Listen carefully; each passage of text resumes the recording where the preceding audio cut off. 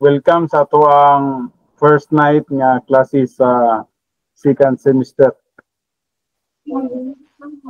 So before we begin our Bible study, yes, we are a believer in the Lord Jesus Christ. We must make it sure we name our known sins privately to God the Father. 1 John 1:9 says, if we confess our known sins, He is faithful and righteous to forgive us our known sins and to cleanse us from all unrighteousness. That means unknown or forgotten sins. 1 John 1:9. Then you will be in fellowship with God, filled with the Holy Spirit, and ready to learn Bible doctrine from the Word of God. God is a spirit, and those who worship Him must worship in the feeling of the Spirit and in truth. That means in biblical truth. Okay, so magahintay gamay sa pag-aadto sa rebound technique.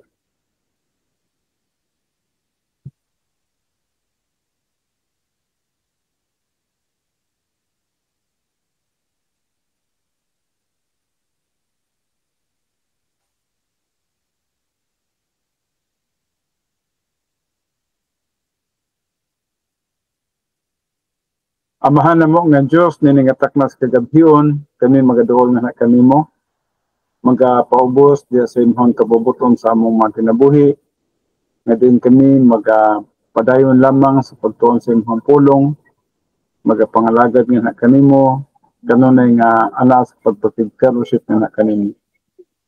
Mabalik kami niningatak kagabhiyon, Father God, as we study your word, we pray that the teaching ministry of God, the Holy Spirit, magalihok sa tagsatag sa kamot kinabuhi. Tabangin mo ang mga kanakan, lakit na ang imong alagad, we pray with the Father nga ang imong ngalan na himaya, bisang man sa among taliwala karon. Kining tanan ang ginatungyan, ginapasalamatan, nga madawat pinagi lamang sa pangalan ni Kristo Jesus. Amen. Okay, so maayong gabi day kay Pastor Jongjong Amora o igsoong Aliha, no? Aliha Pantulo. Yes, maayong gabi ka na tong tulo. Maayong gabi, Pastor Ted. Maayong gabi. So, nanata karon sa doctrine sa God the Holy Spirit versus the sin nature. Dili na kita magatuon. Okay, so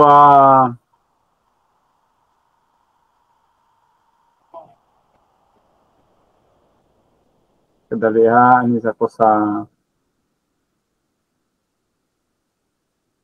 presentation. Okay.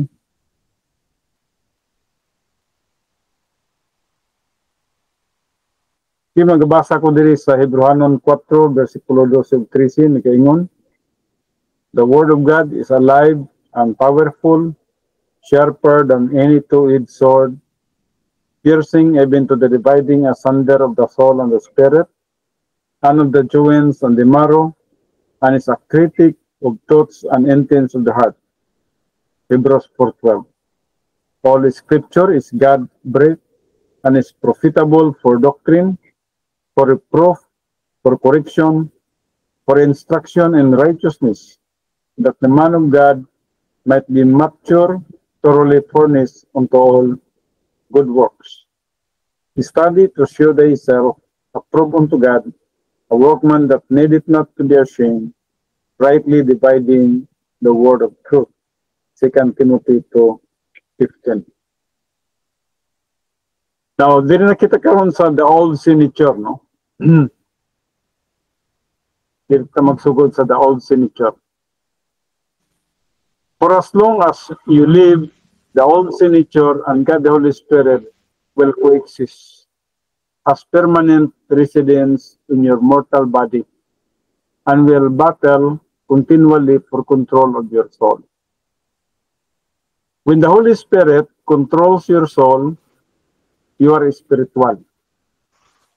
That means you are filled with the Holy Spirit. And by that, you are spiritual. When you are clean before the Lord, when the Holy Spirit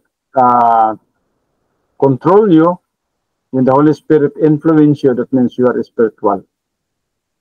But when the old sin nature controls your soul, you are carnal. Meaning, ang atong old sin nature, mao ang nag-influence ka nato. So when you choose to sin, the old sin nature wins the conflict. You do not lose your salvation, of course, or your eternal relationship with God.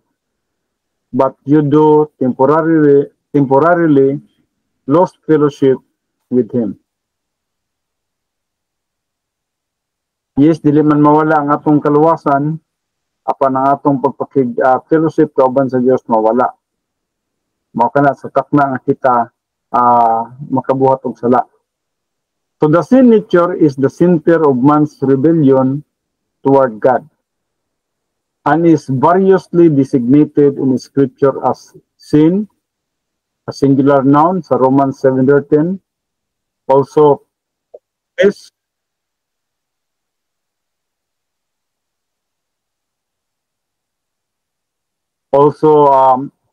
place, Galatians 5:16, an old man in Ephesians 4:22.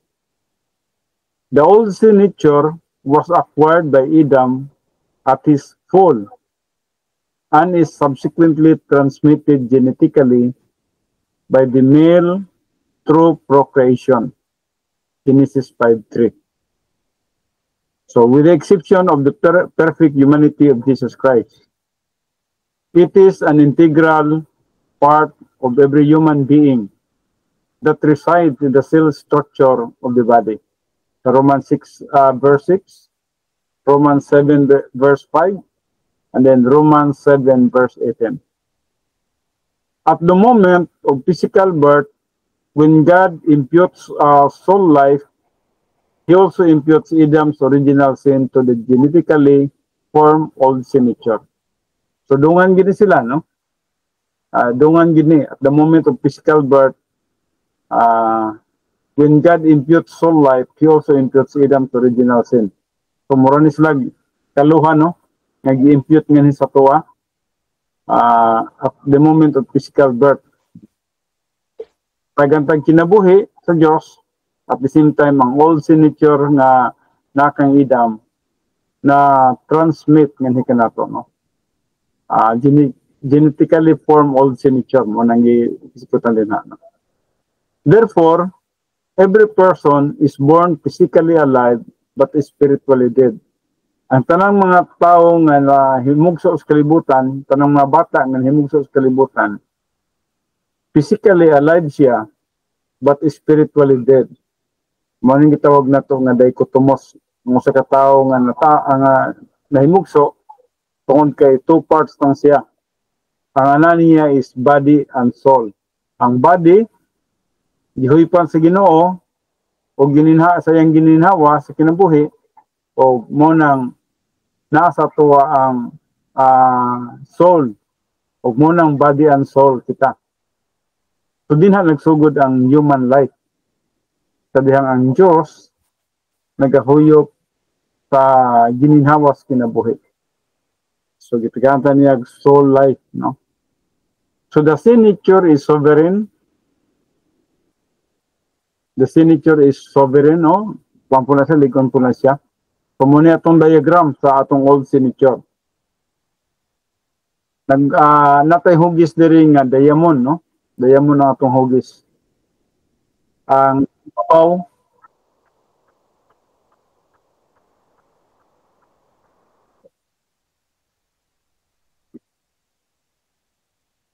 sa ibabaw, morning gitawag na to area of weakness. Ang sa ubos, morning area of strength, no?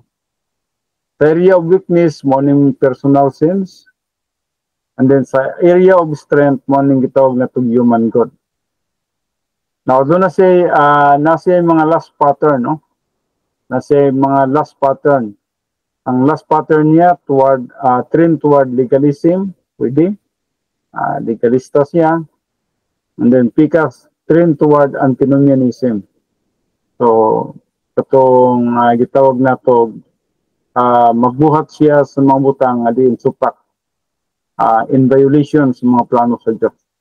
So, duhayang kantuan, no? Pwede siyang self-righteous o human good. Kining gitawag na to iyang pagkalegalista. Pwede po nga dinhit siya speakers nga last pattern mao katong pagbuhat sa mga violations kabubuton sa Dios. So, mo kining gitawag na to old signature. Now, the signature is sovereign over human life. Romans 6:12.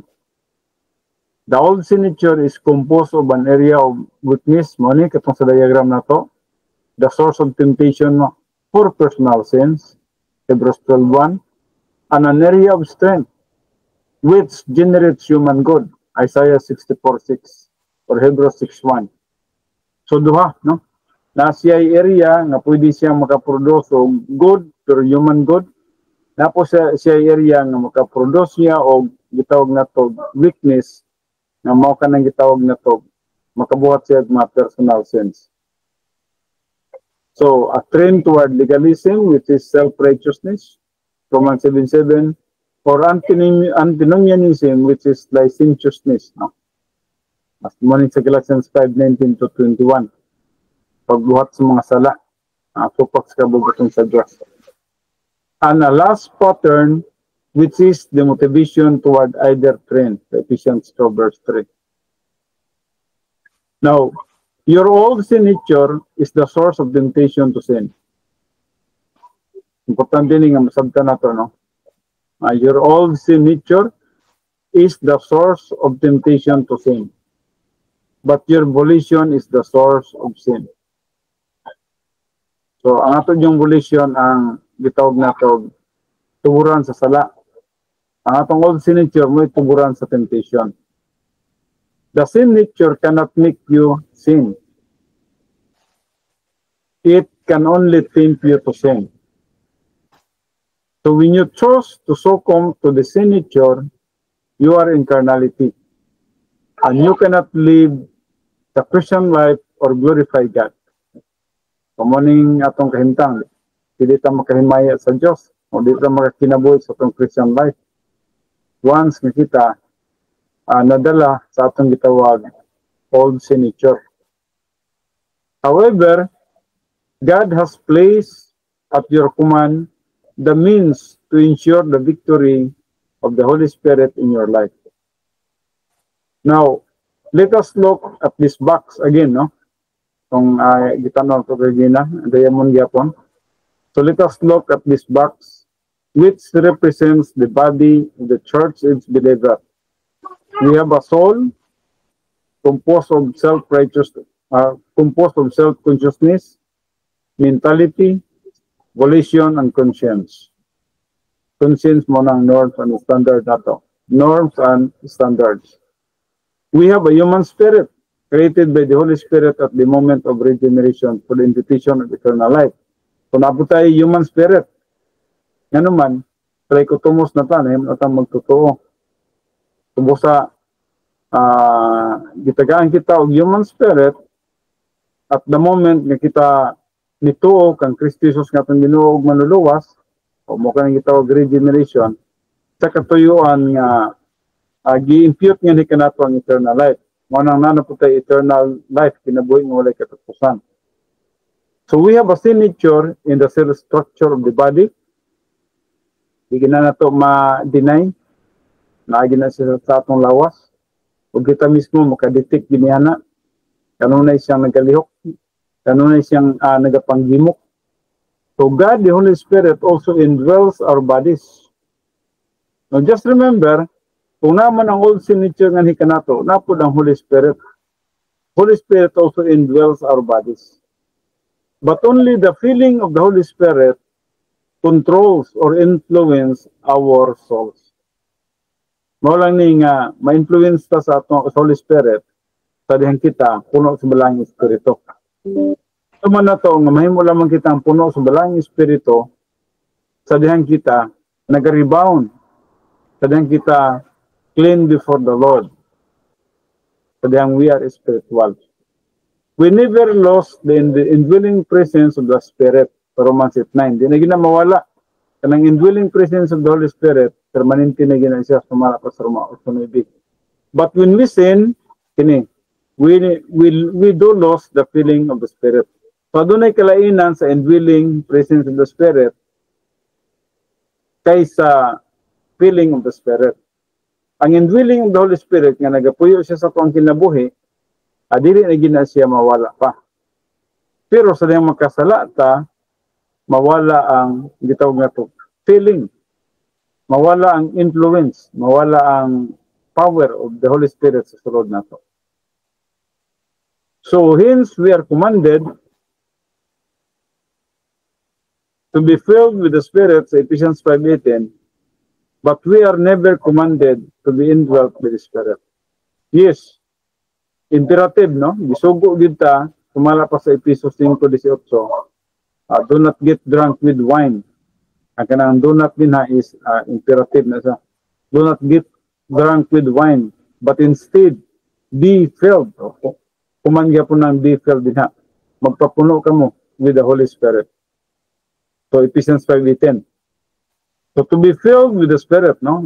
In Ephesians 5:18, but we are never commanded to be indwelt by the Spirit. Ang indwelling of the Holy Spirit, nahitabo lang ni siya sa dihang kita mituo kang Kristo Jesus. Automatic siya. Pero sa dihang kita magtutuo na ni Kristo Jesus, gisugo kita, nga kanunay kitang magpapuno sa balang Espiritu. Sa katuyuan, nga mahimo kitang spiritual. Mahimo kitang in fellowship with God. Huwag na pinagi niya na kita makaproduce o divine good, ang atong pagpangalagad, dili kawang sa tubangan sa Diyos.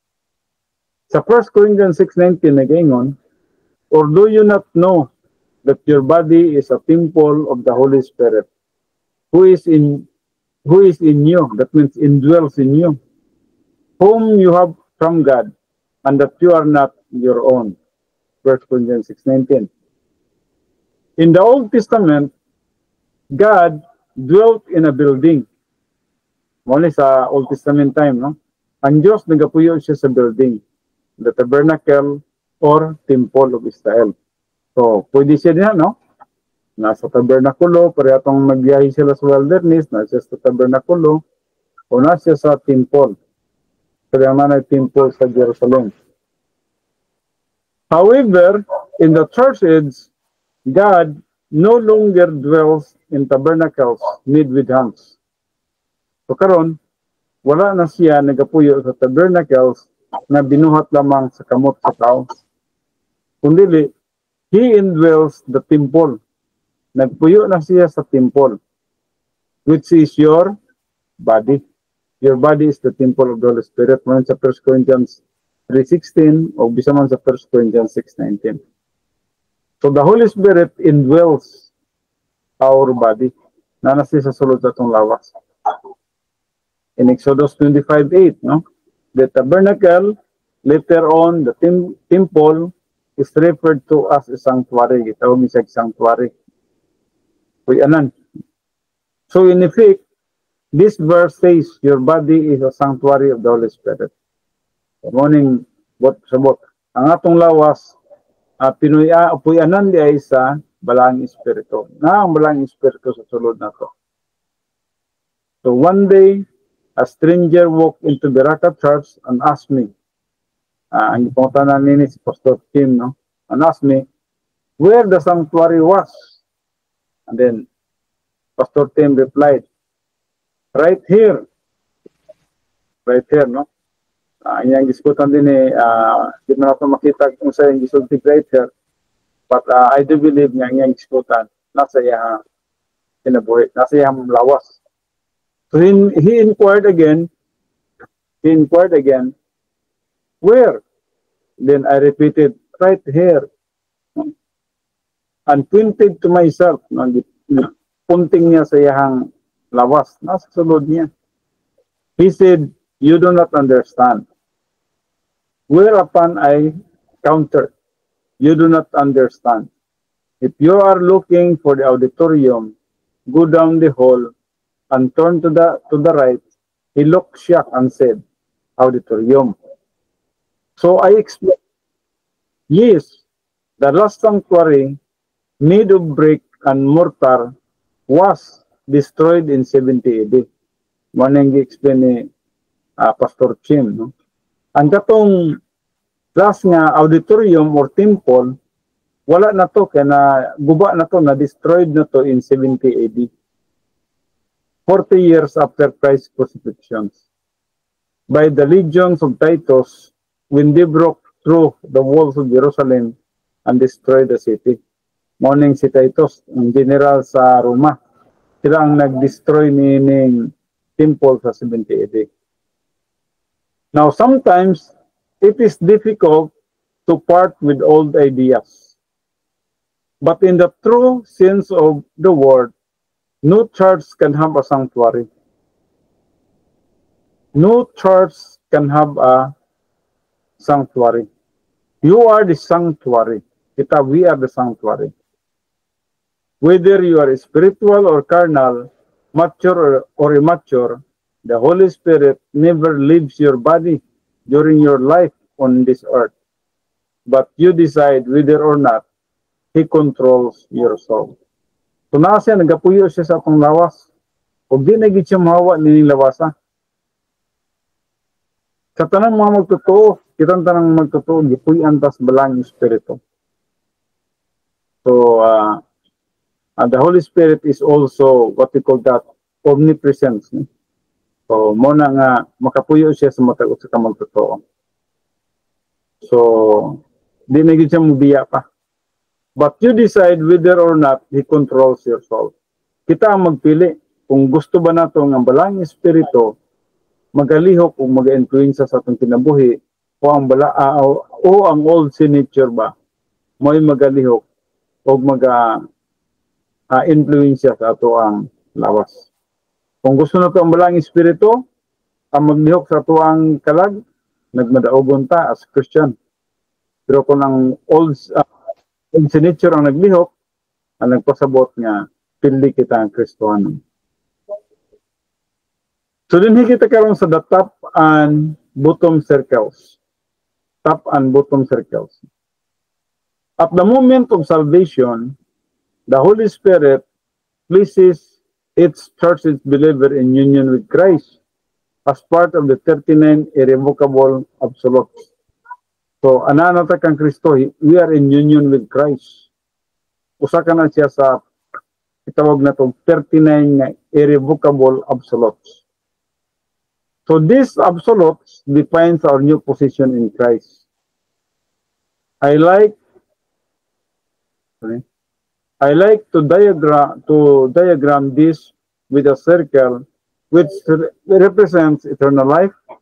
We can never get out of that top circle. Okay, no? Ito ang absolute. Status of believer in top circle. Permanent. Kung magtotoo na ka, mo ni ang top circle sa imong kinabuhi.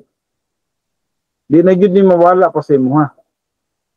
Una, you are in the indwelling of the Holy Spirit na naging sa imo ha.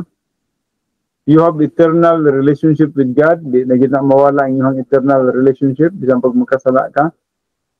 You are in union with Christ forever. Kumala pa sa Roma, sa 2 Corinthians 5:17. If anyone is in Christ, he is a new creature. All things are passed away. Behold, behold, all things becomes new. Mula sa 2 Corinthians 5:17. Ang Romans 8:39, nag-hiskot nito sa eternal relationship na wala yung makapahimulag ka na ikan sa gugma sa Diyos. And then ang 1 Corinthians 6:19 naghiskot sa balang espiritu na nagapuyo diri sa atong kinabuhi. Molang top. Now, hinungdo man nato nganong gibutang kini sa cross, the cross and the two circles ni siya. No? Pwede po tawagon mo ni the cross and the two circles. Kadang nito ka kang Kristo Jesus niyang ginog manuluwas. So, na kay top circle, you are indwelt of the Holy Spirit. You have eternal relationship with God, sa Romans 8:39, and you are in union with Christ forever, 2 Corinthians 5:17. So, di na gina mawala ang inyong kaluwasan niya, no? Pero na po gitawag bottom circle. Ang bottom circle, nasa dotted line, no? Circle dotted line, that means nga temporal fellowship. Pwede nga doon na kay fellowship with God. Pwede po nga ma-out of fellowship ka. So morning, diskutan din feeling of the Holy Spirit. Sa diyang puno ka sa balang Espiritu, you are in fellowship with God. Sa diyang nagbuhat ka og sala, carnality, you are out of fellowship, gawas ka. So morning nakas carnality. So 1 Corinthians 3:1-3. You are babes, you are carnal. So pinagi sa pagbuhat nato personal nga sala, sa Galatians 5:19-21, mudyam ta diri sa gawas. Morning na out of fellowship ta. Morning gitawag na tong temporal fellowship. Pero sa takna nga mogamit na puta sa 1 John 1:9 rebound, mobalik na puta dinhi sa temporal fellowship. We are in fellowship with God na pod. We are spiritual, no? And we are filled with the Holy Spirit, and we are clean before the Lord. Balik na puta diri sa bottom circle. So we are in fellowship with God. So muna kabubutong sa Diyos nga kanunay kita nga in fellowship with God. Apan adunay panahon sa atong kinabuhi nga mabalaka ta, mo nang natas carnality. Nay panahon sa atong kinabuhi nga nag-uol ta, nasuko ta, jam ta diri sa carnality. So paggamit nato sa 1 John 1:9, balik po ta diri sa temporal fellowship nga din we are in fellowship with God. No? I just do hope nga clear ni sa tuwa. Now, at the moment of salvation, at the moment of salvation, we are also filled with the Holy Spirit, the one revocable absolute, which I place inside the bottom circle. This bottom circle represents spirituality. Maning iskutan din ang bottom circle naghiskot din sa spirituality. Mo gini kabubuton sa Dios nga magiging spiritual ta. Pero mo lagi na ang iyang giskutan unsa ganini temporal siya. Dili para sa taas nga unsa man sa taas. Mo ni permanent ni diri, eternal siya. Eternal sa taas. Ang sobos temporal. Temporal o ang ibabaw pwede na itong tawag permanent. So, which I place inside the bottom circle. This bottom circle represents spirituality, an absolute state, not a relative experience. Spirituality is the key to spiritual growth. The filling of the Holy Spirit is the divine provision for temporal fellowship, for comprehending doctrine, and for executing the spiritual life. So, yun na ka-importante ang pagkapuno sa balang Espiritu. So, sabihin kita puno sa balang Espiritu, natin ang divine provision para sa temporal fellowship, for comprehending doctrine, and for executing the spiritual life. John 14:26, John 16:13, Galatians 5:16.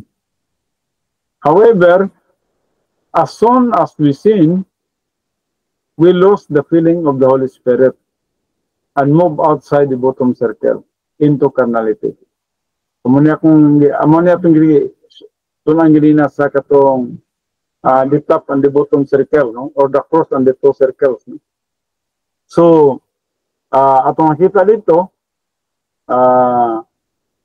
however, as soon as we sin, sabihan makasala ta, mawala din ang atong pagkapuno sa balang Espiritu.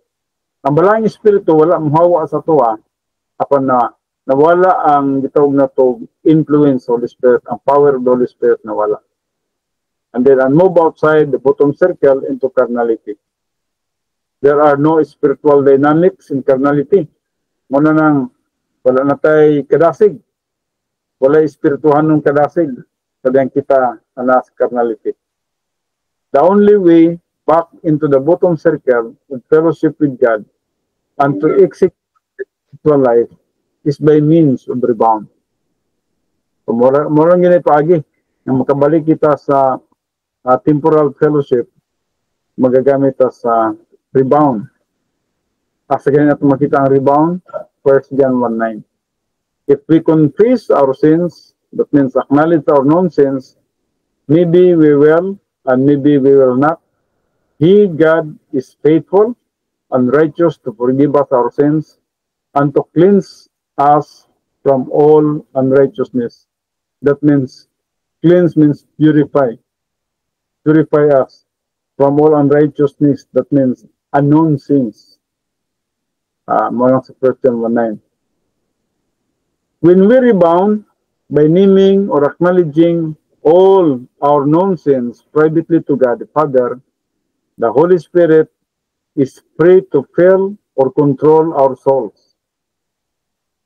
Because of His divine power that works invisibly in our lives, we are able to accumulate an inventory of doctrine in our souls. We are able to grow to spiritual maturity, and we are able to produce the fruit of the Spirit found in Galatians 5:22-23.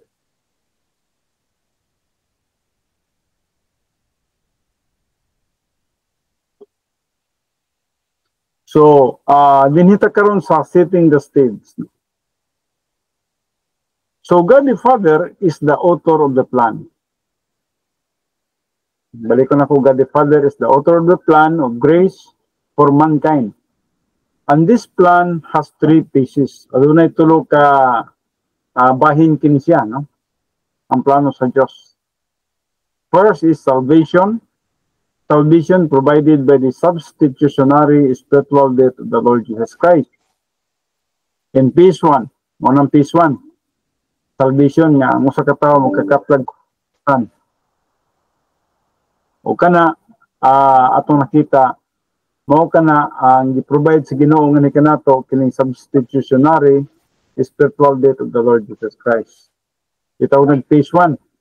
Kadyot lang na sa nga panahon, no? Usa lang na kapag pagtuo nimo, usa lang ka pitik ka na siya, no? Kadang nituo ka kang Kristo Jesus na luwas kadayon, salvation. And then God's provision began with the virgin birth of Christ and culminated with His death, resurrection, ascension, and session at the Father's right hand. Hebrews 1:3. Because the humanity of Christ was accepted in heaven, believers are also accepted in the beloved. In the beloved in Christ, no? In Ephesians 1:6. So phase 1 is the moment of salvation by faith alone in Jesus Christ alone. So nahibalo kita, atong nakita, because the humanity of Christ was accepted in heaven, believers are also accepted in the beloved of Christ. In Christ, no? Now, mo ka nang gisgutan nila sa Acts 16:31. Believe in the Lord Jesus and you shall be saved. Acts 16:31. When anyone believes the gospel message, that salvation is a free gift from God through Christ, who died on the cross as a substitute for the penalty of sin and death. He is saved for all eternity. So he is saved for all eternity. Kadjut lang kaya, no?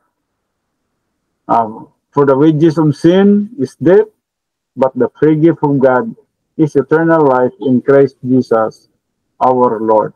Romans 6:23. Salvation is the same throughout all human history. But prior to the first advent, God presented the gospel in various ways. Daghang pamaagi, varied, no? Ang pamaagi sa pag-present sa gospel. Naigitawag na ito direct revelation, the teaching of the prophets and priests, dreams, visions, and rituals. The object of faith in the Old Testament dispensations was the prophesied Messiah, who was Jesus Christ. Munang object silang pagtuo sa Old Testament time, sa Old Testament nga dispensation. Mao ang gipanagna nga manluluwas nga mao si Kristo Jesus. Sa Roma 4:3 nagaingon, for what does the scripture, that means the Old Testament, say? And Abraham believed God, the promise of the Messiah, and it was reckoned to him as righteousness. So, katong mipili si Abraham, nituo si Abraham. Katong iyang pagtuo sa Mesiyas, di-credit sa iyang account ang gitawag righteousness. O mo ka ng descriptions of salvation, descriptions of salvation. O mo ka ng nagatuog kita nga si Abraham, aduna say klaro nga kaluwasan, tungod kay klaro diri sa Roma 4:13, nga girikon siya as righteous. Righteousness means adunay description sa salvation. Now, aduna po panahon nga si Abraham atong nakita, nagkinabuhi siya ng matarong experiential sanctification to ang gusto kan dito. That means nagkinabuhi na po siya nga uyon sa kabubuton sa Diyos. But by this time, morning panahon na nga hintuo siya sa Mesiyas, sa promise ng Mesiya. Ubusag iisip siya nga matarong katubangan sa Diyos. So during the first advent, the age of hypostatic union, when Jesus Christ was present on earth, he announced that he was the Savior. Mo gining announcement ni Jesus Christ nga siya manluluwas. Mo ning giingon niya sa John 14:6, siya mismo ang nagasulti niini. I am the way of salvation, and the truth, that means of doctrine, and the eternal life. No one comes to the Father but through me. Yung word nga through me din yung announcement din mo nga siya mo ang atong manluluwas. Di wala nagilain pa. Ayaw na din mo pagtuo nga pala yung manluluwas. Si Jesus Christ ang atong manluluwas. Today, in the church age, the gospel is forever recorded on the pages of the completed canon of Scripture.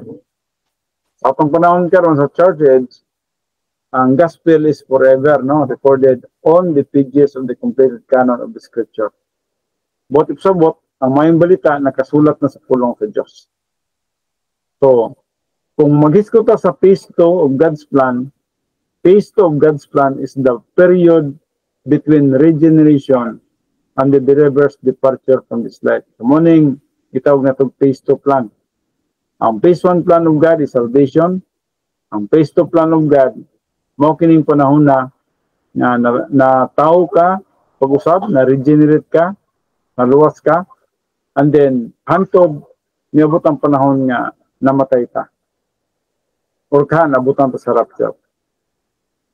So, mao ka ng Christian way of life. Mao ka nang gitawag na ito phase 2 plan of God.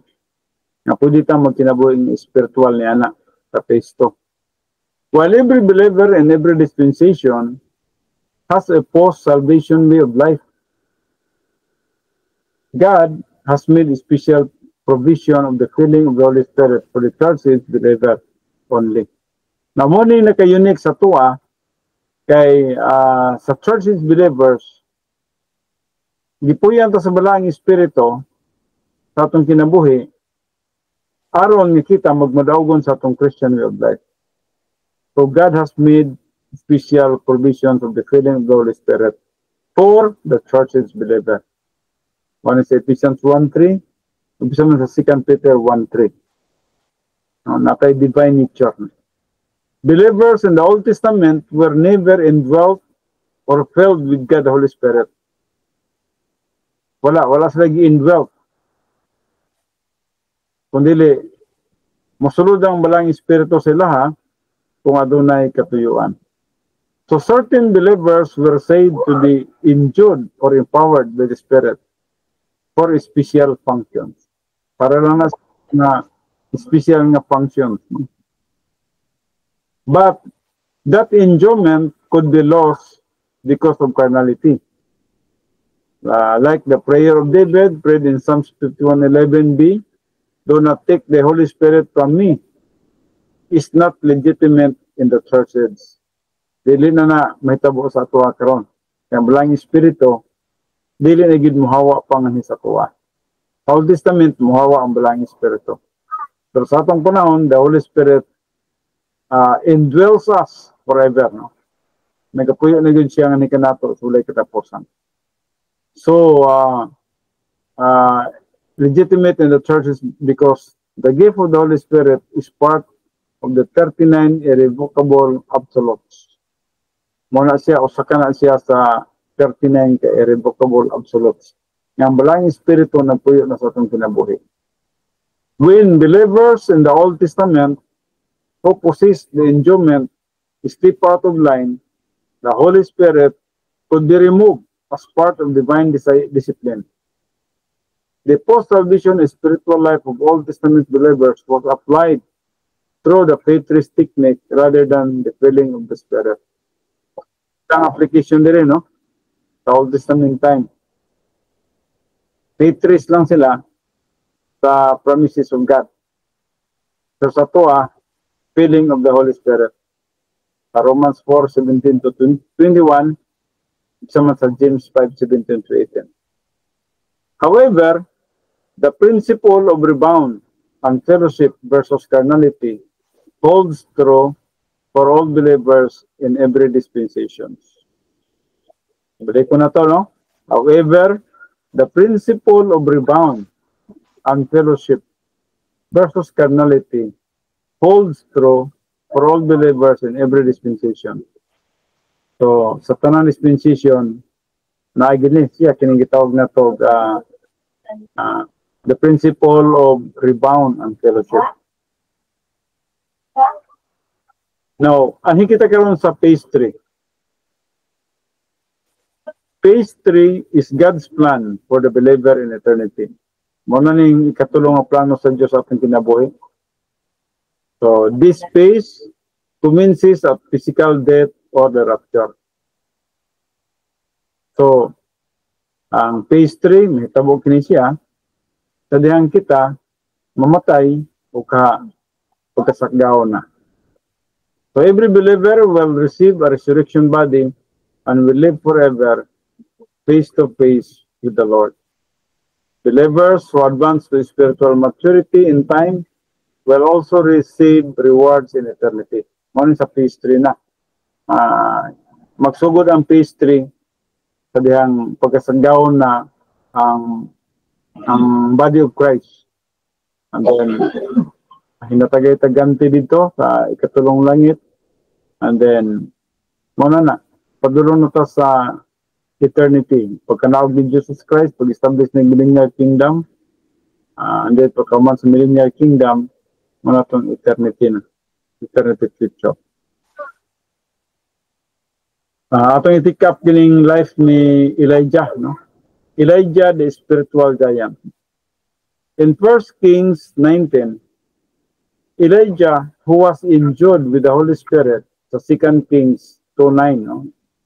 Gipuyan, sudlan siya, no? With the Holy Spirit, was taught a great lesson of spirituality. As the servant of the Lord, he had been instrumental in reversing the tide of apostasy and turning the Jews back to their Messiah. And ako kaya nag-impact si Isaiah sa mga katawhan sa Israel. So under his spiritual leadership, a spectacular revival had just been completed at Mount Carmel. So, kuya ning hitabo din sa Mount Carmel sa 1 Kings 18, no? Ang hitabo din mao kantong kasi naman sila yung mga gitawag na to Diyos dito nga si Baal, no? O mo kining isgutan. Then after this tremendous spiritual victory, the devil began kadali ha.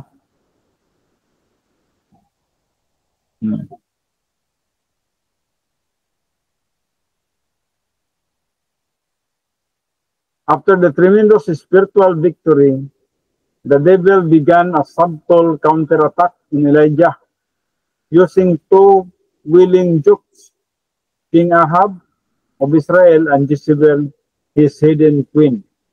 Morning usa ka ato nakita ang pinakadagkong kalaban ni Elijah, si King Ahab o kining gitawag nato si Jezebel. King Ahab of Israel, no? And Jezebel, his hidden queen. Mao yang queen. Jezebel, the leader of the apostate idolatrous worship of Baal. Grabe gini siya. Grabe ang iyang leader ni siya, kining gitawag pagsimba ng Baal. And had been supporting her 450 false prophets with public funds. Say 450 ka mga false prophets nga ginagastuhan kini siya sa gobyerno with public funds ni siya. No? After the failure of these prophets to call Baal into action on Mount Carmel, Elijah ordered them to flame. The 1 King 18-40. Having witnessed this utter defeat of Baal's prophets, napildi mo ganun yung mga propeta ni Baal. Ang ilahang na sila'y ibutang halad, butangan lang sugnod sa ilalom, o kinsa pong makapasunog sa ilahang halad, pinagi sa pagampo, moto'y tinuod nga Diyos. O ang hitabo nini, ang 450 ka mga false prophets, wa mangyad mo kalayo ang ilahang kahoy.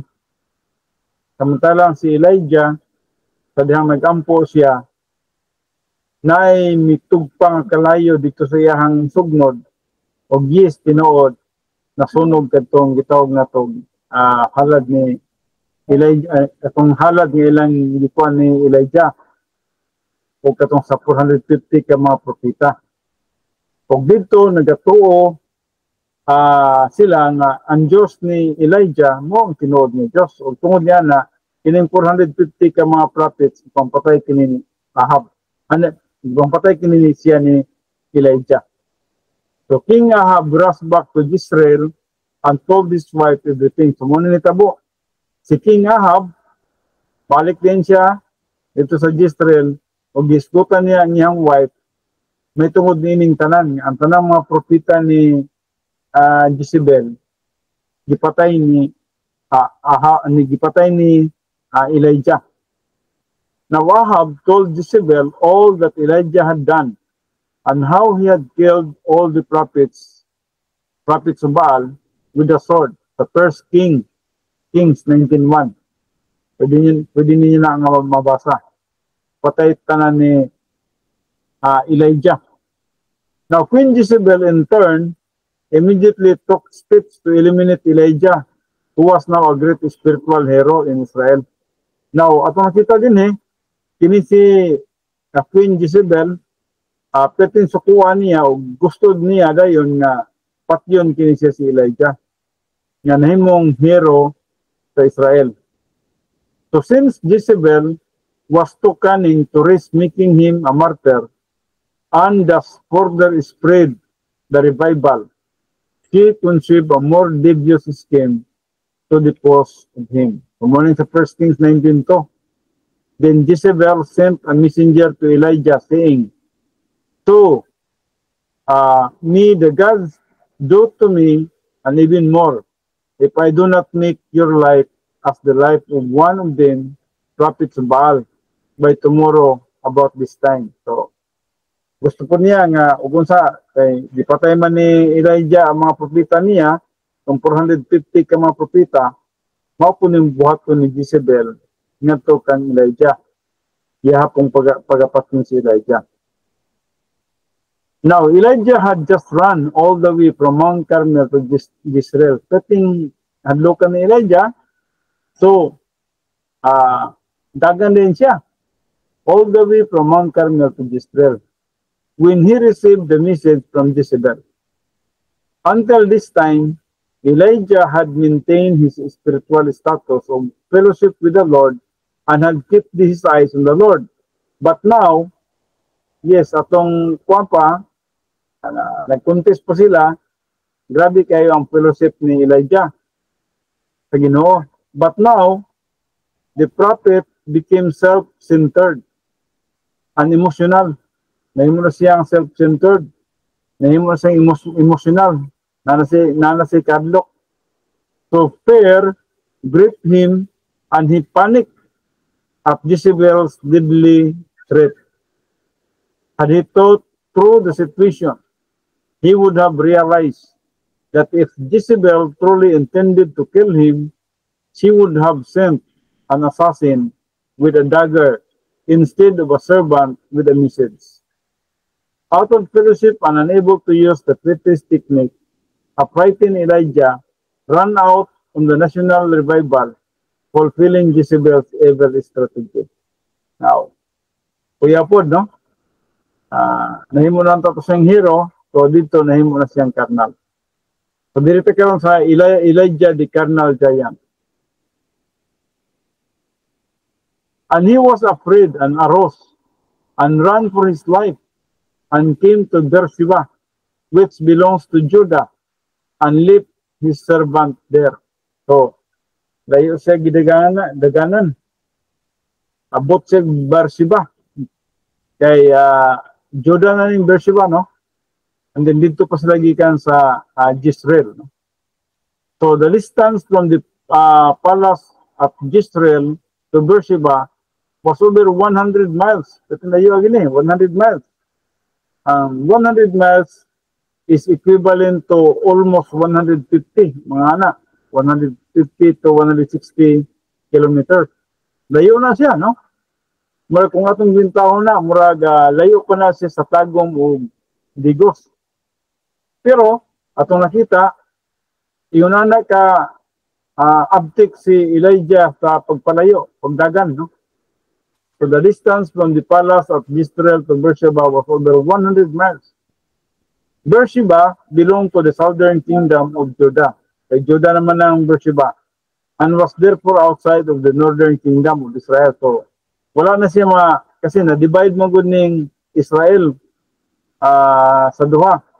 Sa dihang nakasala si Solomon o sa dihang pagpuli sa iyang inak, nahimong na-divide kining Israel sa duha ka kingdom, the northern kingdom and the southern kingdom.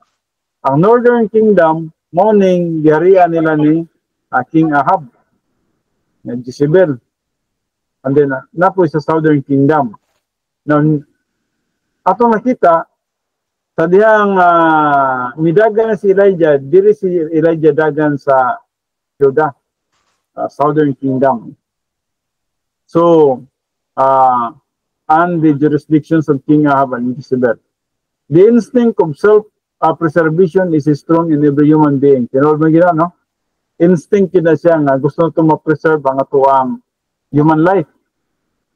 So there had Elijah's light become to him that he became a cross-country runner, tabok-siglaing country, from northern Israel to southern Israel. At sa Judah. Cross-country runner, driving himself beyond normal endurance until he considered himself safe from his enemies. Grabe good. An entire day passed before he stopped to reflect on his situation. Grabe niyang kadlok. Nawala iyang pagtuo kusali sa Diyos. But he himself went a day's journey into the wilderness and came and sat down under a juniper tree. So mo ni, lingkod siya ining juniper tree. And he requested for himself that he might die, and said, "It is enough now, O Lord, take my life, for I am not better than my fathers." So, na-realize niya nga, matupan niya, di ko pareha sa aking amahan. Wawang po lagingon ang Ginoon ta na mapareha sa siya ang amahan. Pero atong nakita din may self-pity na siya. So Elijah should have realized that as long as he was alive, the Lord still had a purpose for him. But the great spiritual giant of Mount Carmel, Itawag sa spiritual giant, no? Kay kildi niya itong mga propeta ni Jezebel, 450 ka propeta ni Jezebel, against sa iyang usa lang, no? So, but the great spiritual giant of Mount Carmel was now a carnal weakling, discouraged and mapping under a juniper tree. Ano ni? Ang usa ka spiritual giant, nahimo na siyang carnal, nahimo na siyang weak, no? Nahimo na siyang discouraged. So no doubt, he repeated that click, I wish I were dead. So muning yang pangandoon ta nga, maipag mamatay na lang ko, no? So, mosulti gani kay Yunani, that means nanaka sa sobrang gitawag na to kagol or self-pity or kahadlok. I wish I were dead. Of course, people seldom mean that statement literally. Tinood mo na, no? Musulti ta niya na, pero usahay wala, dili na siya tinood ba, no? It is merely an expression of their self-pity. Wala pong expression. The inevitable outcome of focusing our eyes on people or circumstances is that we eventually get our eyes on self. Kung ano yung resulta sa diyang magtanaw na sa atong kaugalingon.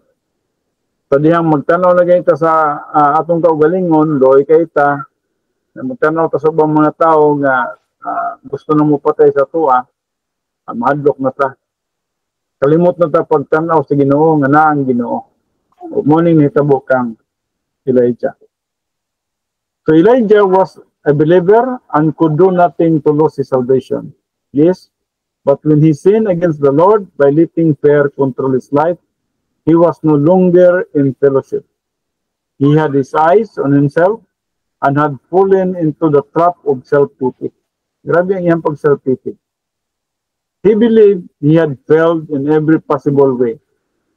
This emotional soul kink is one of the worst expressions of carnality.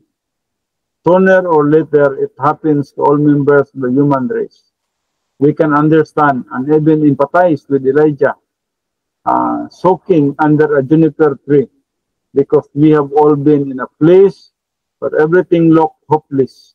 Everything had gone wrong and we felt that no one loved us. Elijah had lost sight of the principle of grace. He went, I am not better than my fathers. No one ever implied that he had to be better than his father. Elijah had been used by the Lord because of grace, not because he was someone special. You can always count on it when you are out of fellowship and controlled by the sin nature. You will feel sorry for yourself, get caught up in your emotions, and have the wrong perspective of life. Sa 1 Kings 19:5, and he lay down and slept under a juniper tree, and behold, there was an angel touching him, and he said to him, Arise, eat. Elijah had failed, but whether he failed or succeeded, the grace of God never fails. He had neither earned nor deserved to have food or any other blessing, but because of God's grace, it was provided. Kaya tinood na. Dili man gid ang ngayon unta si Elijah nga provide og pagkaon kay grabe naman ang iyang pagkakarnal. So atong nakita nga ang Dios sa ka patinumanon nagka-provide sa gyapon sa iyang mga pinangganon. But because of God's grace, it was provided. Then he looked and behold, there was a fish head, a bread cake baked on his stones. Manino, ginapakaon siya sa anghel, but ang anghel diri was Jesus Christ. On hot stones, and a jar of water, na po siya tubig. So he ate and drank and lay down again. Tulog ito siya. And the angel of the Lord came again a second time and touched him and said, Arise. Panagid siya, gitalindog siya, no? Hiccup siya. Arise, eat, because the journey is too great for you. The First Kings 19:6-7. Dayo na yung biyahe, no? Kaya sina lang ka, gikan diri sa primero diri sa Jezreel, padulong sa Beersheba, then Beersheba to Horeb. Dayo yung biyahe, no? Sinai, no?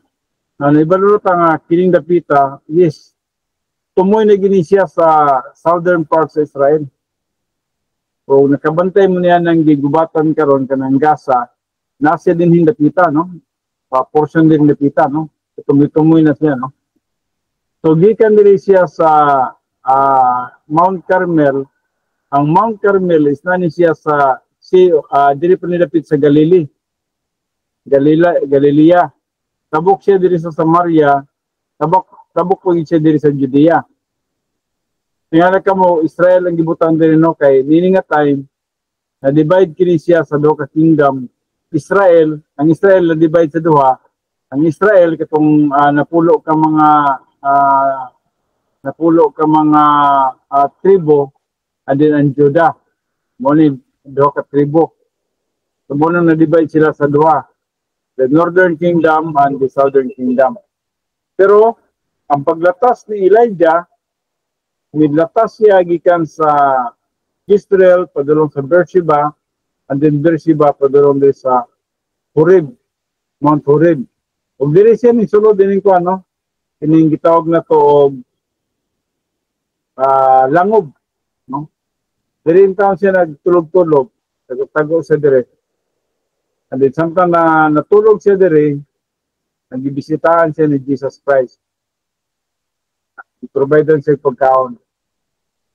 Ina na ka matinumanon ng atong Diyos bisag nagiging karnal ta, kaya wala nga atong pagtuo sa iya sa gihapon ang Diyos nag-provide at kaniya, no? Muna atong mapa, no?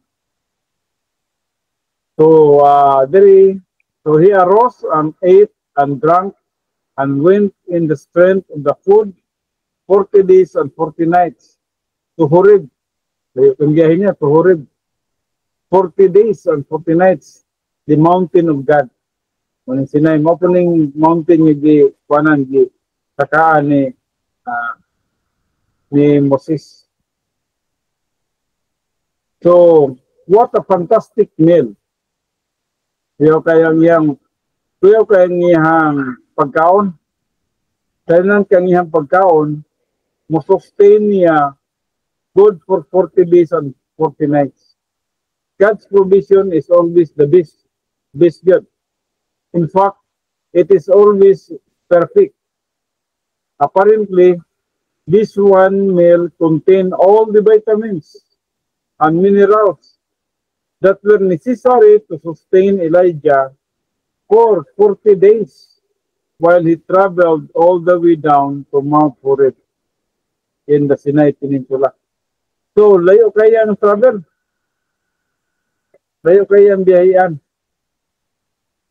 Now, gikan dire, yung pagkatanahon, gikan sa Jezreel to Beersheba, atong kita, nalang siya sa mga 160 kilometers. Pero gikan sa Beersheba, padulong din sa Horeb, kinahanglan siya mo biyahe og 40 days and 40 nights. Layo yung biyahe. So kung nakita din na, ang gi-provide sa Diyos ng pagkaon niya diri, puno dito og vitamins o mineral nga makasustain sa iya pagbiyahe. So, what a fantastic meal.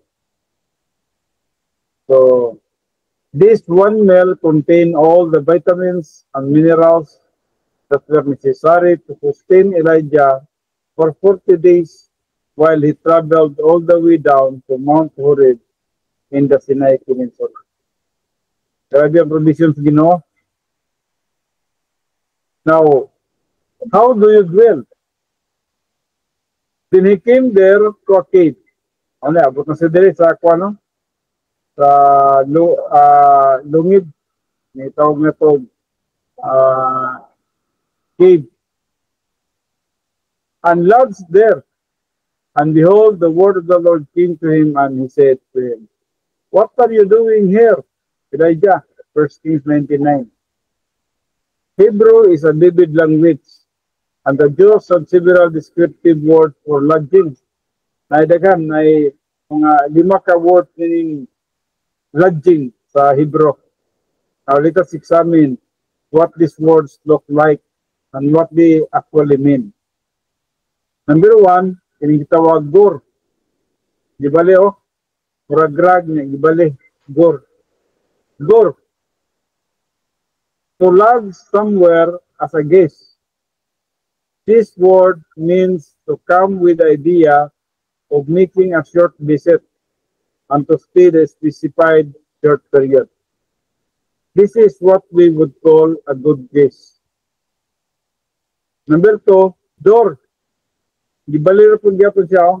Door is kumbalion road. To dwell in the restless means this word was used in connection with any kind of a caged animal. Tulungan sa kuwan, no? Mga hayop. And then, number 3 is syakan. Syakan, to dwell in a tent. Ito mga tent. And then number 4 is yasab.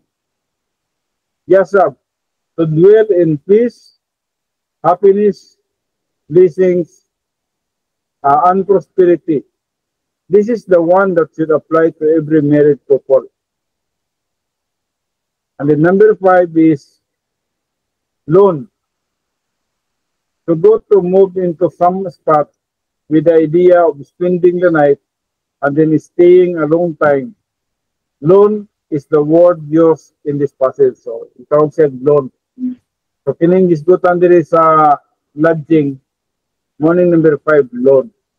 To go, to move into some spot with the idea of spending the night and then staying a long time, loan is the word used in this passage.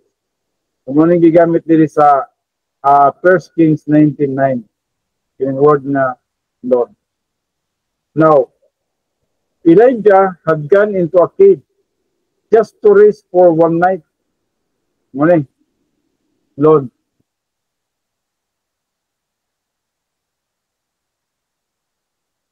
But even though it was dark, cold, and clammy, he stayed for a long time, still feeling sorry for himself. Dugay siya ni stay diri. Grabe ang iyang pag-self-pity diri. He hid in the cave and sucked his fear of dying had changed into fear of living. Grabe, no?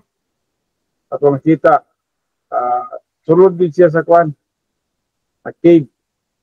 Ang iyang kahadlok nga mamatay siya, mo'y nagsigig hatag kaniya og gitawag na itong kahadlok.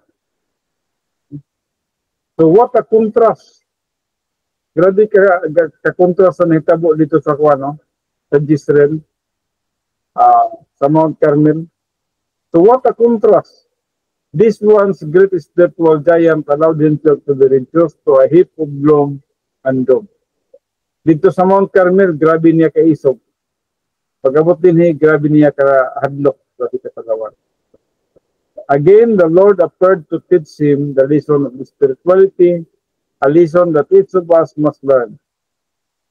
Kini, adunay lesson nga iyang gitundo nga nikanato. Na adunay panahon sa atong kinabuhi nga spiritually isog kay ta. Adunay panahon sa atong kinabuhi nga di ay kita huyang kayo.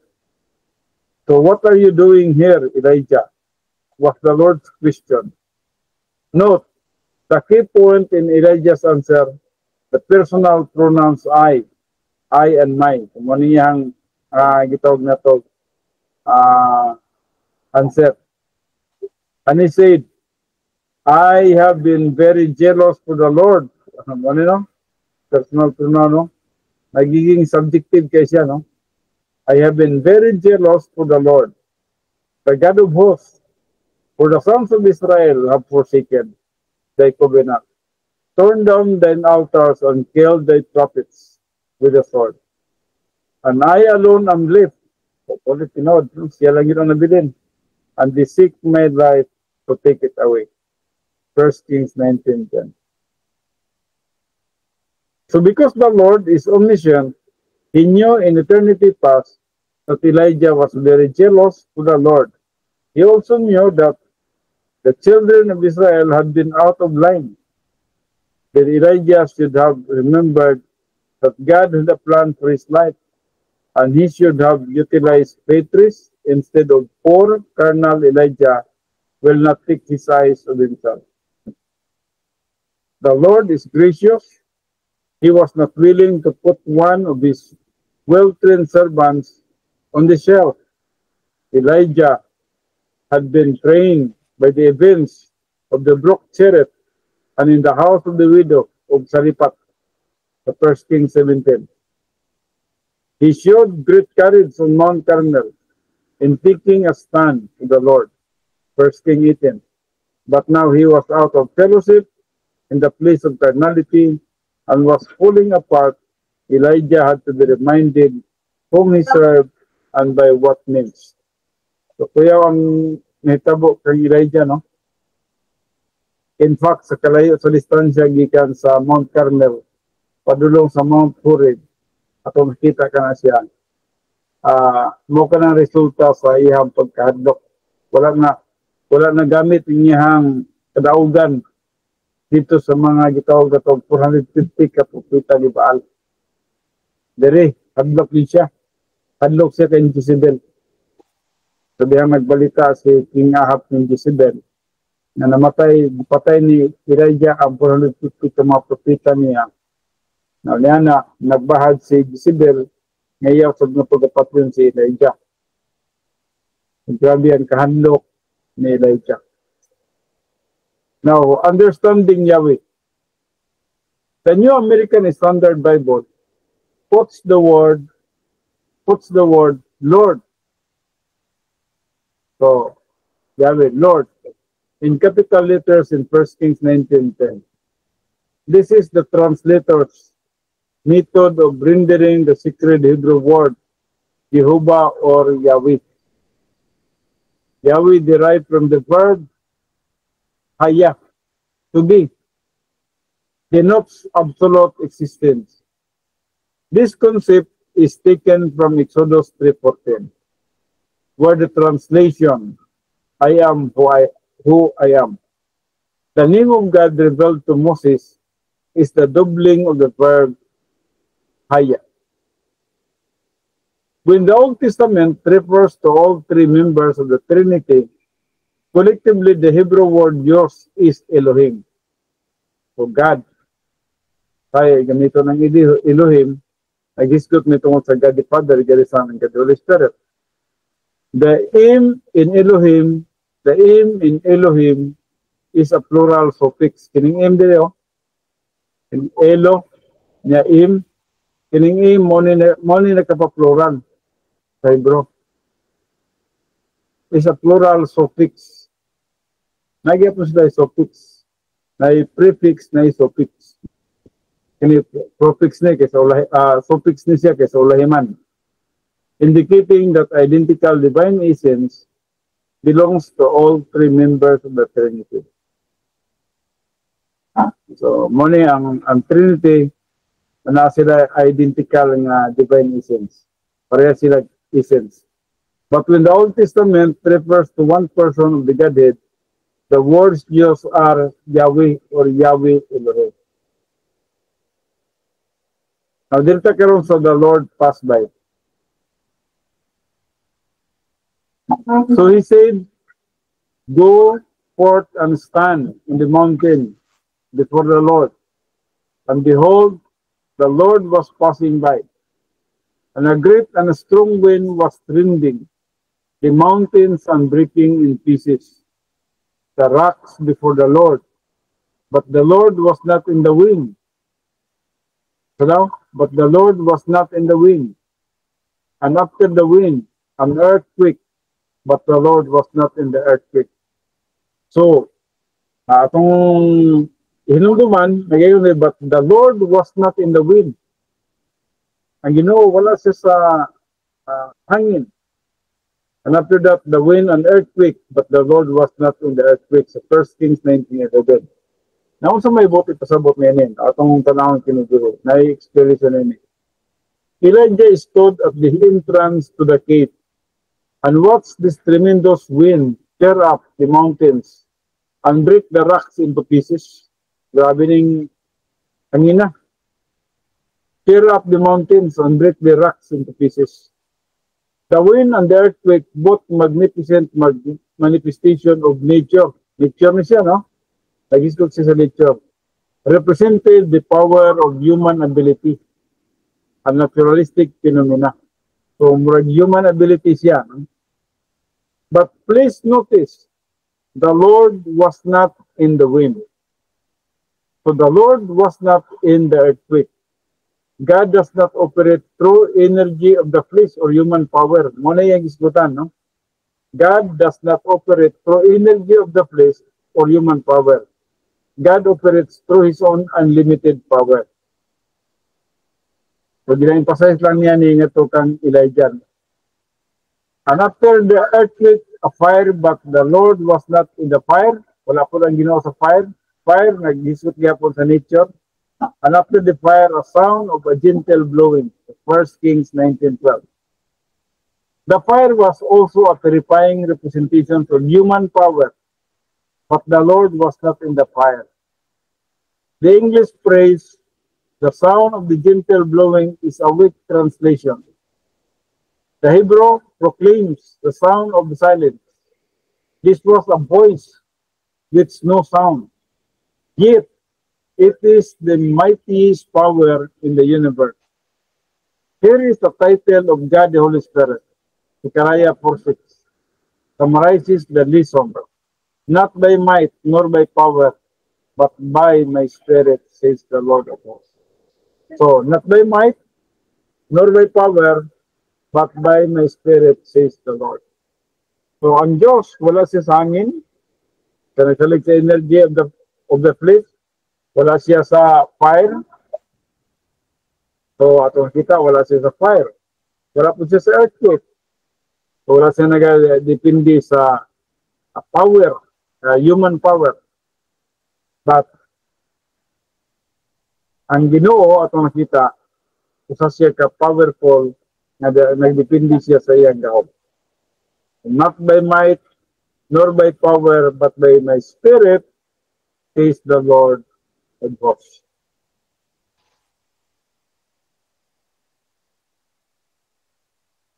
So, the useless believer, kinsa ning the useless believer dire? Elijah did not learn his lesson.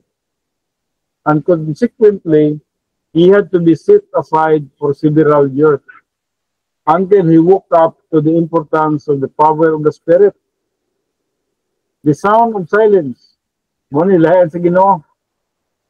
Grabe, ang sound of silence. Dili dependenta sa kusog kay nga sound. Ang sound of silence is the sound of the Spirit. Dili di mo madunggan. Pero siya nagapakig-istorya nga ni kanato. When the Holy Spirit controls the soul, He can use any useless or broken stick. But when He does not, the greatest talent, ability, personality, and eloquence in the world are absolutely worthless. To serve God, a believer must be in a position to utilize the power of the Spirit. Magini, the power of the Spirit, not in the energy of the flesh.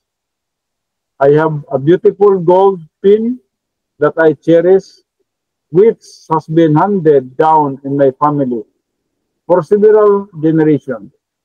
But the little gadget that throws in the ink is worn out. So far, that simple reason, I never carry the pin with me because it does not hold ink. Even though it is a beautiful pin on the outside, without ink, it is useless. Whatever you may be on the exterior, if God, the Holy Spirit, does not control your soul, you are as useless as my gold pin and as useless as Elijah was in the cave. Kumunay, nahimong useless si Elijah. Mura siya ka ng tama gyapon sa bullpen na walay gamit.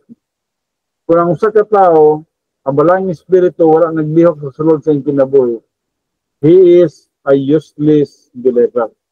Wala siya kagamitan na magtotoo. So, mahimo lamang doon na siya kagamitan sa diyan ng balang espiritu, nagalihok, naga-empower, naga-influence, naga-control sa iyang kinabuhi. Mao po na kita, mahimo kitang useless believer. Nauni kita sa spirituality and the Mosaic law. Trying to keep the Mosaic law is often touted as a means of spirituality. But this attempt can never produce spirituality. While the Mosaic law defines sin and reveals our sinfulness and inherent sin nature, the law was never designed to solve the sin problem. Jesus Christ solved the problems of sin on the cross. When we are placed in union with Christ in phase 1 and receive the imputation of His righteousness, we also receive the filling of the Holy Spirit, placing us in the status of spirituality. Therefore, spirituality always begins with the person of Christ, not the good works of the believer. Number 1, Christ fulfilled the law. Jesus Christ fulfilled the law. In Matthew 5:17, Jesus said, "Do not think that I came to abolish the law or the prophets. I did not come to abolish, but to fulfill." In view of this statement, we need to examine the connection between Christ and the Mosaic law. We usually think of the Mosaic law as the Ten Commandments, but these mandates were only a small portion of the law. The Ten Commandments define liberty, morality, and divine authority for believers and unbelievers in the nation of Israel. They provided the environment for a spiritual life, but they did not constitute the spiritual life. The entire law was divided into 3 parts or codices. So, na-divide siya sa 3 parts or 3 codices. Codex 1 was the moral law, which included the 10 Commandments as well as all other moral and ethical commandments. The purpose of Codex 1 was to prove to man that he was a sinner and needed a Savior. Munang Codex 1, no? The purpose of the Codex 1 is that nakita naibalo, nakita makasasala, o nagkailangan kita manluluwas. Codex 2. Codex 2 was the spiritual code, a complete shadow Christology. Christ was revealed through symbol and ritual. Hebrews 10:1. For example, every article of furniture in the tabernacle, every activity inside the tabernacle, the very materials, cloth, metal, and wood from which the tabernacle was constructed were significant. Each article specifically taught some facets of the person and work of becoming Messiah. Remember, not all the people could read, but they could learn doctrine from seeing the rituals performed and understanding the meaning of the various articles of furniture and tabernacle. Hebrews 9:1-28. The Jews observed the slain animal in the brazen altar, understood that this foreshadowed Messiah who would die as a substitute for their sins. They saw the priest enter the holy place to perform the ritual services. While the congregation could not enter, they knew that within was the table of pure bread that spoke of Christ as the bread of life. In John 6:35, Jesus Christ is the bread of life. They were aware of the lampstand, which furnished the only light in that part of the tabernacle. And from this, they understood that Christ is the light of the world. John 8:12. There was a golden altar of incense, which identified Christ as the high priest forever after the order of Melchizedek. So Hebrews 5:6. The veil separating the holy place from the Holy of Holies, the dwelling place of Christ, represented his incarnation. Hebrews 10 verse 20.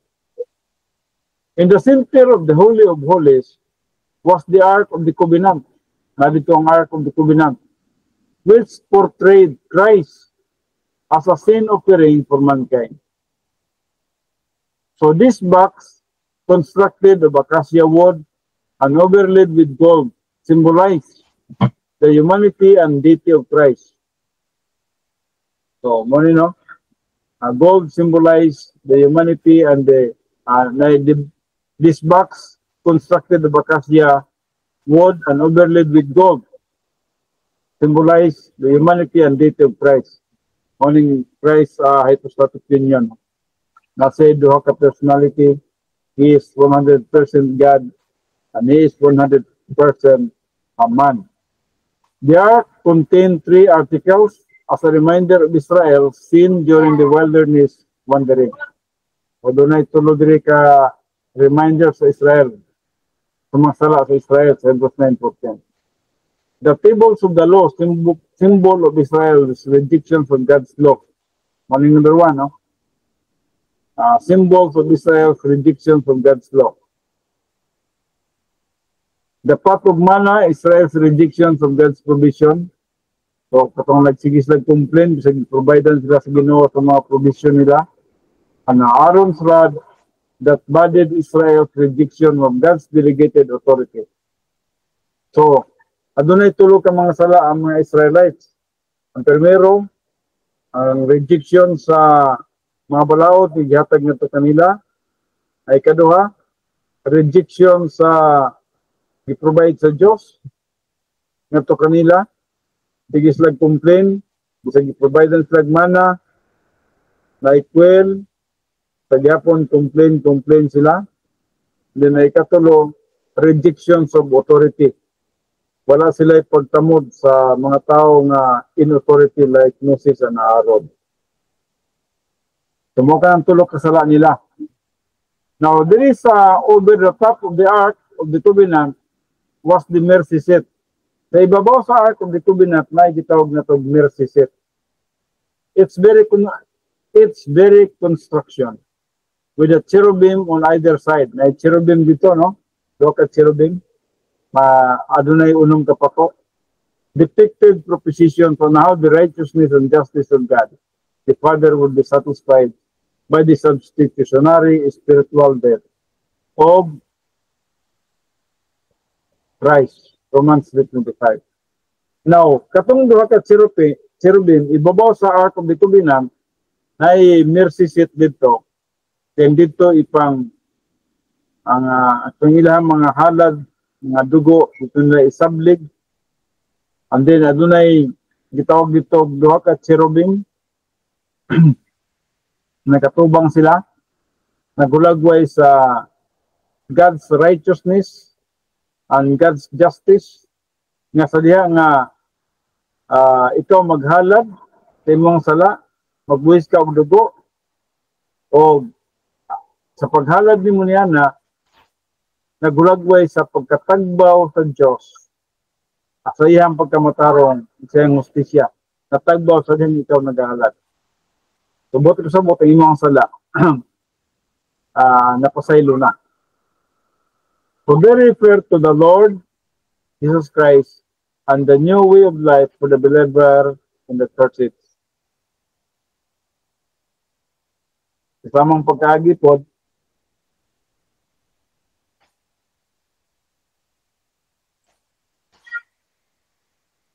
ang katong mga sala sa mga Israelites, ngayon ipatong sa mercy seat ang ating ilang mga blood, i-sprinkle ang ilang mga blood. Maton to, may atonement. Tungod kay ang Diyos natagbaw na ang hustisya sa Diyos katong duha ka cherubim nagkulagway sa God's righteousness ug God's justice. Ang righteousness of God nagtanaw siya, okay, pasaylo na ning imong sala na nakagihalad nga dugo, nagkulagway nga ang gibuhat ni Jesus Christ sa cross, gibayran niya ang tanang sala ug ang akong hustisya nagaingon nga yes, forgiven ka na. Napasaylo na ang imong sala. Kamoto no, satisfaction of God. So for the law, since it has only a shadow of good things to come, what are these good things? They refer to the Lord Jesus Christ and the new way of life for the believer in the churches. So while the tabernacle revealed the person and work of the Messiah, he was further made known through the Levitical offering that disclosed some feature of the work of Christ on the cross.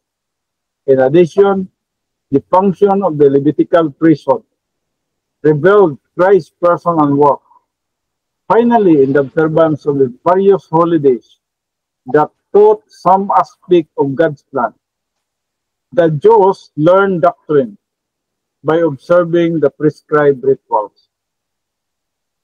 The Passover, for example, prefigured Christ's redemptive work, 1 Corinthians 5:7. The feast of the unleavened bread pictured fellowship with Christ. All ritual worship specified by Codex II of the Mosaic Law was designed to demonstrate that Christ is the only solution to the problem of sin. Sabot dito, no?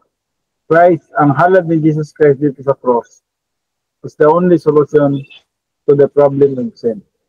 So ang tanang sala sa mga Israelites, katong unang sala nila, katong gitawag na to dili pagtamot sa mga kasuguan, ay kaduha ang dili pagka mapasalamaton sa provision sa Ginoo, dili pagdawat, kay katulo ang dili pagrespeto o pagtamod sa ilang mga leaders.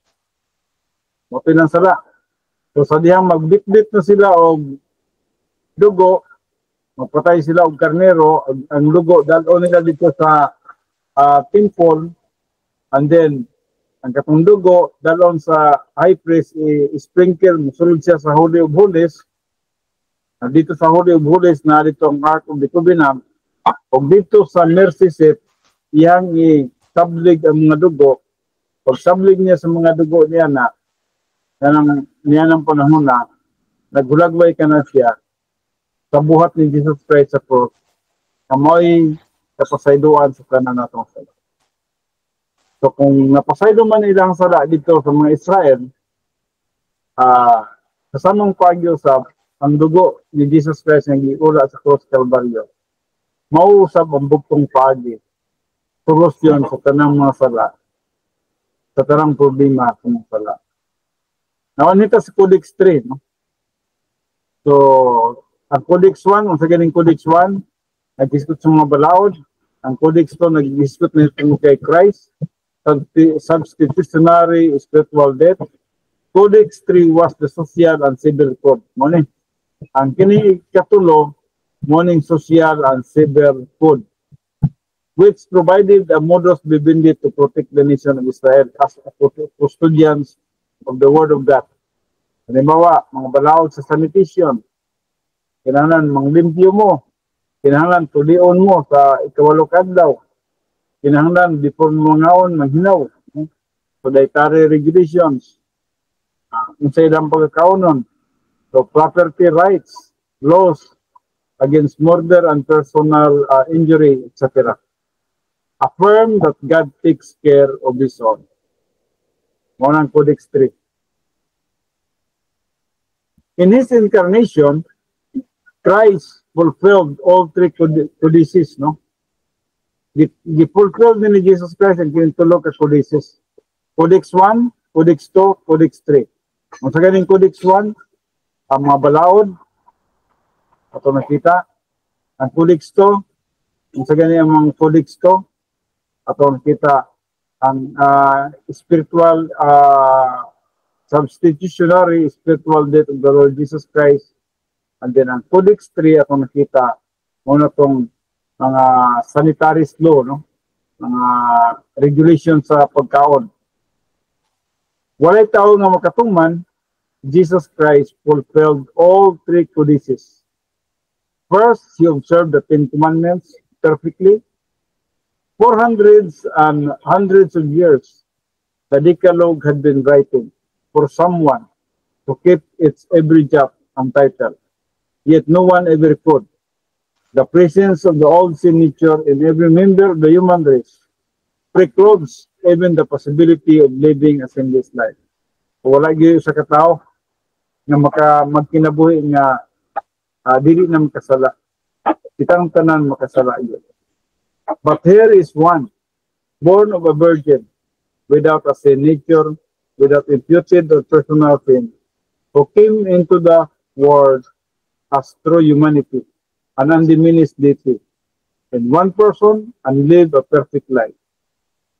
In so doing, he fulfilled Codex 1. Second, Christ in a hypostatic union was the reality of the shadow. In his life, he executed perfectly all the precepts previously taught about his person and work in Codex 2. Third, Christ upheld and obeyed every aspect of Codex 3 in Matthew 22, verse 21. Data, number 2. Christ is the end of the law. Malili lang kay Christ fulfilled the law. Christ is the end of the law for believers. This point is the negative approach to spirituality. For Christ is the end of the law, for righteousness to everyone that believes. Romans 10 verse 4. But if you are led by the Spirit, you are not under the law. Ano siya, no? If you are led by the Spirit, you are not under the law. So, human ang balaod. Galatians 5:18. But the fruit of the Spirit is love, joy, peace, patience. Siguro Galatians 5:22 ni siya, no? But if you are led by the Spirit, you are not under the law. Yes, tama na Galatians 5:18. But the fruit of the Spirit is love, joy, peace, patience, kindness, goodness, faithfulness, gentleness, self-control. Against such there is no law. Galatians 5:22-23. So we are not under the law. We are not under the Mosaic law. We are under the law of the Spirit. So the law in this passage refers specifically to the Mosaic law. The law was given only to Israel during the dispensation of the Jews. One perfectly fulfilled by the Lord Jesus Christ. The Mosaic law was set aside. Wala na, human ang balaod. Ang balaod ni Moses, set aside na. Therefore, during the church age, believers are not under the law. We are not under the law. This truth may shock you. You may be vibrating because of all the Sunday school teachers and ministers who have convinced you that you must live by the Ten Commandments. But as we have seen, the Ten Commandments could not effectively deal with sin. Ang Ten Commandments, hindi siya makasulbad sa sala. Si Jesus Christ lang magsulbad sa sala. Number 3, we are not lawless. Hindi mo na to. Hindi po tayo ng lawless. When the Bible states we are not under the law, but under grace. So, it does not mean we are lawless, no? We are not under the law, but under grace. Romans 6:14. It is not a credit card for sinning. Kung nakusabot nga, magpakasala na lang ta.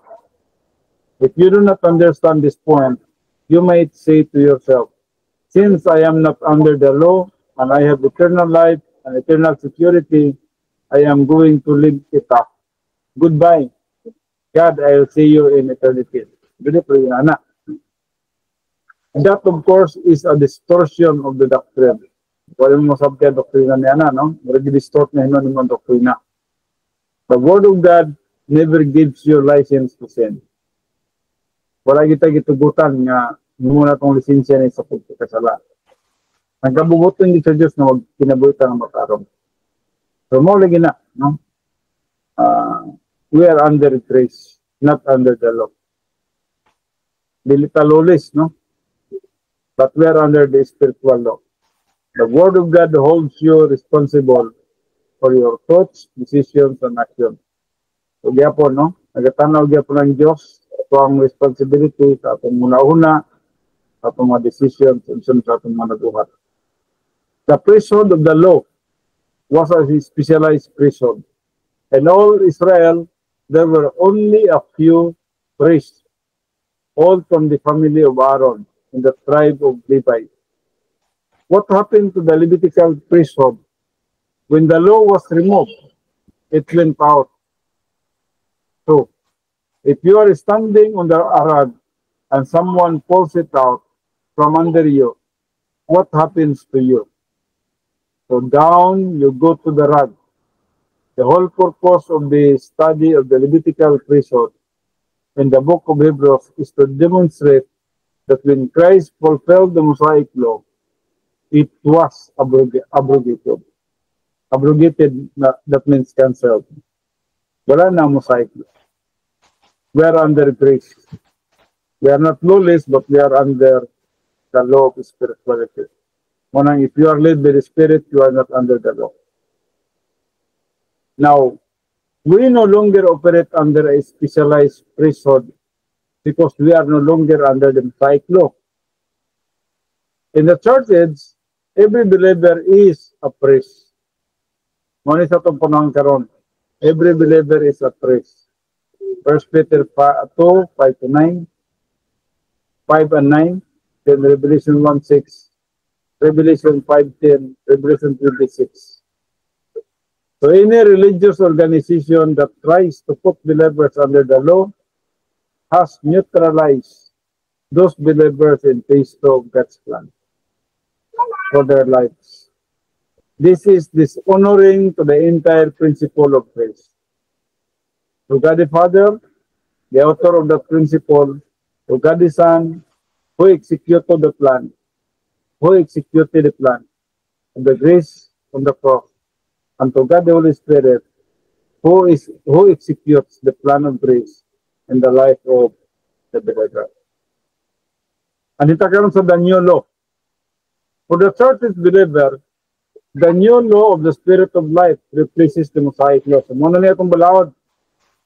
The law of the Spirit of life replaces the Mosaic law. This new law is the modus operandi for the Christian life. So we are under this law. We are not under the law of Moses.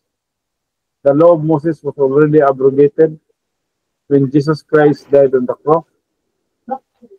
But we are not lawless. We are under the new law, and the new law is the modus operandi for the Christian life. Morning sa Romans 8 verse 2. For the law of the Spirit in Christ Jesus has set you free, eugero, or eleutero,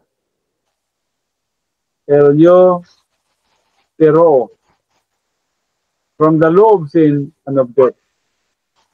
Balik ko na to, for the law of the Spirit of life in Christ Jesus has set you free from the law of sin and death. So, has set you free is eleutero. Now, of the Spirit is an genitive of sort. Of the Spirit is a genitive of sort. The source of the new law is the Spirit. The Holy Spirit is the name of the third person of the Trinity. That stresses his personality. The Spirit of emphasizes his work and is used as a title to indicate various aspects of his ministry. He is designated the Spirit of Truth in 1 John 4:6 because he reveals truth, and he is called the Spirit of life because he gives eternal life. The new law is strictly for believers, since only believers are in Christ Jesus. Eleutero, set free, is in the aorist tense, where the action of the verb is divorced from time and perpetuated forever. Once and for all, the Holy Spirit has set you free. That means the believer set you free from the law of sin and death. The law of sin is a reference to the Mosaic law because it revealed the sinfulness of man.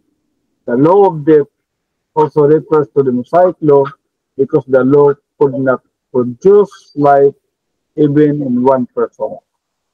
So ang law ni Moses, diligid mo kapalawas. For what the law could not do, weak as it was through the flesh, God did, sending his own Son in the likeness of a sinful flesh, and as an offering for sin, he condemned sin in the flesh. Romans 8:3. Morning na buhat ni Jesus Christ. Here was the deficiency of the Mosaic law, weak as it was, true literally because of the flesh. Flesh is a reference to the sin nature resident in every individual. The law could do nothing for us, but God the Father could do something. And he did. God sent his own Son into the world as true humanity, as an offering for sin. The sacrifice of Jesus Christ on the cross set us free from the law of sin and death. Okay, iwasan na lang natin kining versikulo sa Romans 8:4. In order that the requirements of the law, that means Mosaic law, might be fulfilled in us who do not walk according to the flesh, but according to the Spirit. Well, diri lang sa tataman sa kwan, and then page 20, lima na to page 20 ta, nahuman. Nagsugod ta sa page 20 sa sunod na usab niya Sabado. Okay, sumorto tas pagampo. Amahan na mo nga Diyos, salamat sa 2 ka oras nga pagtuon sa imong pulong. Salamat nga adto na kami mga nakatuna ni adto. Salamat sa imong grasya, sa imong gugma, sa imong kayo. Salamat sa teaching ministry of the Holy Spirit. Nagkatudlo nga ni kanamo. I pray in the Father nga kini magahatag dugang pag-uswag sa mga espirituhanon ni pagtubo. I pray sa mga estudyante, Father God, sa mga patugtong, ang Brother Ryan, kay Iksong, Aliha, Pandudo. So, I pray with the Father. Ikaw magkatabang kanila sa kanilang pamilya. Pangi kami nga magmapatayunon sa pagtuon sa imong pulong. Antod nga maabutan ninyo kami na nagmapugihon, nagmatinud-anon sa among responsibility sa pagtuon at sa pagtudlo sa imong pulong. Tagay kanignayan pagpahulay karon sa gadiyon. Salamat sa imong divine protection. Ito na kami pagpamawagay. Kining tanan na kami natugyan, ginapasalamatan ni madawat. Pinagi lamang sa pangalan ni Kristo Jesus. Amen.